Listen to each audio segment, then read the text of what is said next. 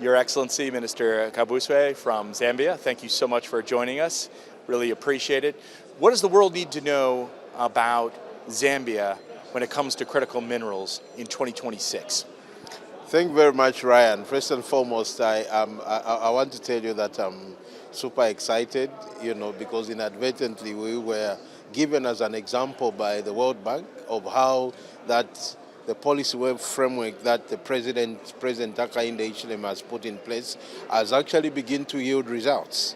Because immediately we were elected, he set us on a path of 3 million tons of copper because he understood that the demand for copper will skyrocket by this year. So really, he gave us the mandate. But of course, the initial mandate was that we needed to make all brownfield mines begin to fire in all cylinders so that we rush towards that target. And as such, we were given the mandate to say anyone that is mining in court. What I mean by mining in court is most of the mining companies by then were actually riddled with legal battles. And we said we cannot continue fighting in court, we need to mine.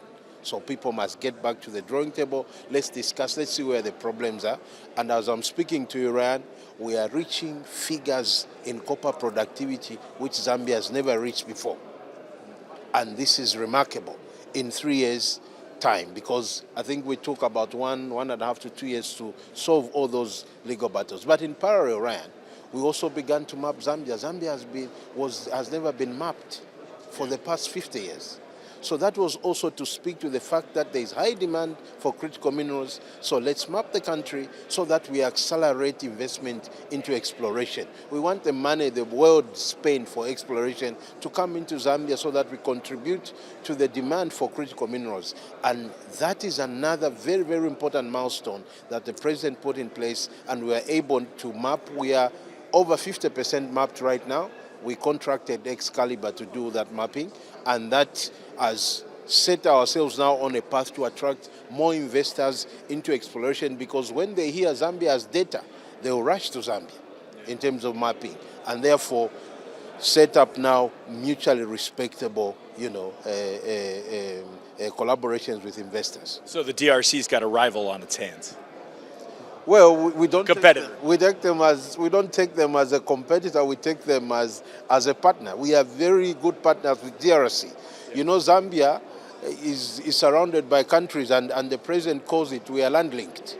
Yeah. So all those countries that surround us are our partners.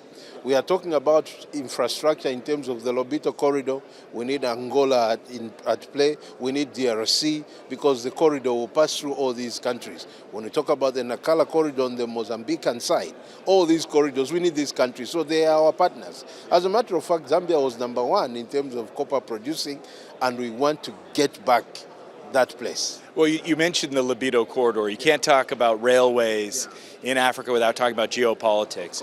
So China has been interested in Africa and present in Africa for a long while. Seems like, 2025, since you and I spoke last year, the United States has really woken up to the need for resources and the role that Africa and Zambia can play in that. What do you make of 2025 and this awakening in the United States?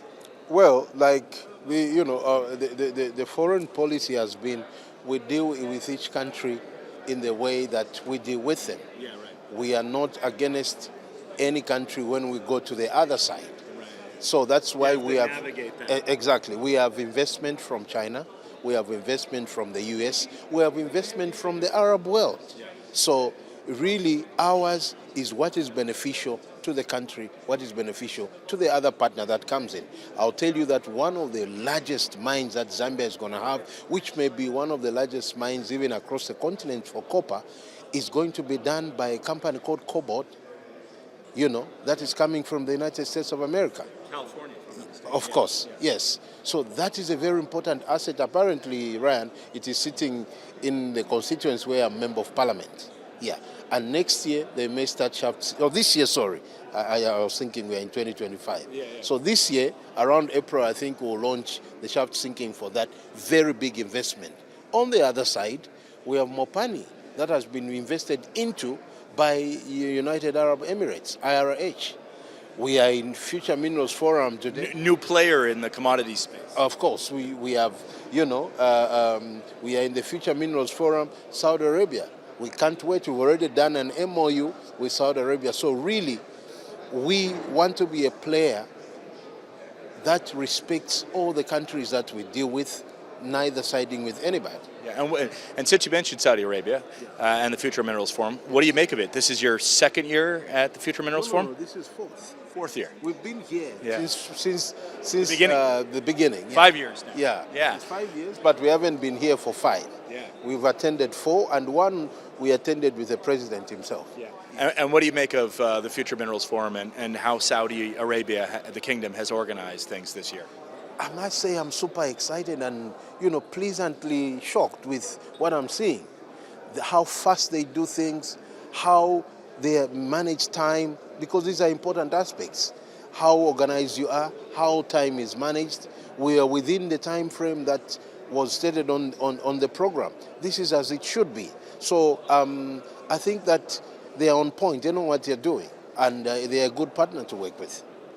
Minister, thank you so much for your time. Thank you very much. Thank you. Yeah.